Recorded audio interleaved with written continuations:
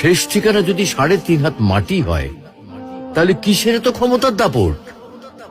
ভোর 5টায় মৃত্যু, সকাল 6টায় জানিয়ে দেওয়া হবে মাইকে, 8টায় শেষ গোসল করানো হবে, 9টায় তোমাকে নতুন কাপড়ে সাজানো হবে, জোহরের নামাজের পরে তোমার আলিশান বাড়ি থেকে বের করে নিয়ে যাওয়া হবে, 2টায় তোমার জানাজার নামাজ পড়ানো হবে, 2:30টায় তোমাকে কবরে নামিয়ে ফেলা হবে।